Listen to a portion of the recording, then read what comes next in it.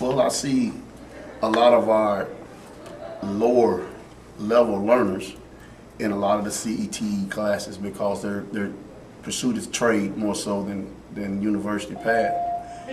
And what I'm seeing is these kids able to use high level math without even knowing that they're using it because it's brought to them in terms that they can relate to. I watched a kid in Coach Hensley class put on shingles. And I know I couldn't have done it myself. And I'm almost finishing my master's degree.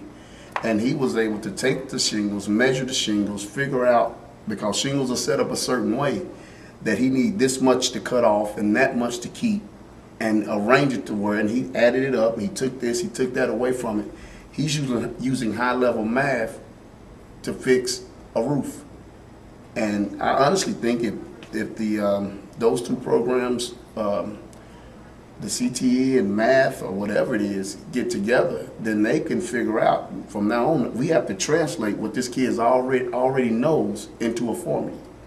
And once he sees that, then I think now he knows high level math. The question was, if we have a kid that's doing bad in math, has the school system ever thought about taking that kid and pairing him up with a vocation that he may be able to actually learn the mathematics through kinesthetic or what have you. So if I had a kid that had a problem learning measurements, but he's actually in coach's class doing masonry, which also incorporates mathematics, then that may be the thing that it takes and wake that child up. Wake that child up, also help him in his learning process. Now it becomes relevant to the student. Or the same thing, another example, if you have a person that's having a problem in chemistry, and we got the cosmetology who deals with chemicals and things like that for the hair. Now that may create a felt need for the kid to make chemistry relevant to their lifestyle. So those are the things that we're thinking about how to overcome some barriers that kids may have, and it may not truly be a barrier, just the way they learn and the way the school system is set up. It's not set up a lot of times for those kids that are kinesthetic to have a lot of hands-on. And to give you an example, I had everything from algebra to trig, but then geometry didn't make sense until I went in the Air Force after 6 years and started doing engineering, and we had to measure the height of trees using right triangles and sine and cosine and formulas. But if they had taught me that back in high school, it would have been relevant, and I'd have taken more interest in geometry. But I was just going through the motion in geometry versus truly learning. I was just filling squares. Memorization, not internalization. But I think if we can internalize it more with kids, then we can improve, because now we got the interest peak. Does that make sense? Yeah. And then that would be the collaboration between the math and masonry, cosmetology and chemistry and so on and so forth. Reading and writing, every we could make it in every position here. Just like when you talk about slopes, in graphing, you graphing the slope or things like that, why is that important? Well, it's important in construction when you're building a house, when you got the drainage, the slope of the drainage pipe, and so all that becomes relevant. But when you're on the receiving end, sometimes you just get in a textbook. We're just talking about how do we collaborate by taking math and tying it into with vocation, so kids can see that what you're saying is real world, because that slope is important for the drainage for the sewage. Because if you didn't have a slope, everything was his level, then it's backing up into the house. And so just tying relevancy into it for those guys that are kinesthetic learners versus just textbook learners. So those are things we're just throwing out there. We've been talking about it here, is how we need to work more and more, or get the main courses, the main core courses, and then tie vocation.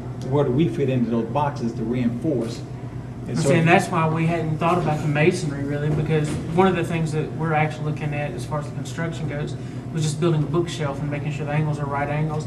That's how we thought of Mr. Hensley with the wood construction. Right. But I mean, that's a very good idea. I think that right there, just us conversating and collaborating. I can see if you took a day and brought your class to his class and interacted, that would get more enthusiasm in learning what it is that I'm going to be teaching next, because it has relevancy to what's going on. You know, because when I sat in geometry class, I'm like, hell, I didn't do no geometry in my neighborhood. But when I got it and I was able to actually use it, I said, well, I see why sine, angle, sine, or side, all that played, or 90-degree triangles played in effect. But the average kid, if he doesn't actually see relevancy, like Spanish, I had Spanish, but I wasn't trying to comprehend Spanish because nobody in my neighborhood was speaking Spanish. But when I went to now I'm in Miami, or when I went to Spain and places like that, I wish I learned that Spanish. So by us making it more relevant to our children, I think that'll increase their scores in productivity. I think math scores go up highly if you took math class and brought them down there to one of these shops for a day and let them just actually do hands-on and see it in action. I think if, like I said, if we sat down and said, hey, these are the main courses, academic courses these kids need, and then say, what do we have available to us free? Because he's free because he's being paid as a staff member. And how can I incorporate him in here? I know he has a class to teach, but we can work them in there at the same time. I was going to coach, or you can bring them in there at the same time, and it's not costing anything. It's no more man hours, no more class hours, because he can say, you know what, I'm gonna designate one day out of a week. Well, even if my kids were just to go and watch your kids, you know, using it, I think that would help. Well, we started out. There's geometry. There's geometry right there. This is a box. This is just a small building. And what we did, we did the wood part on the inside as a small class, and my kids built the frame on the inside out of wood. And then I told them our next course would be, we're going to go to the outside and we're going to break this building up. All right, and then when I tell you that we have arches in here, arch students, then they came back to filling in. So that's your geometry and calculus. Keep going. Arch,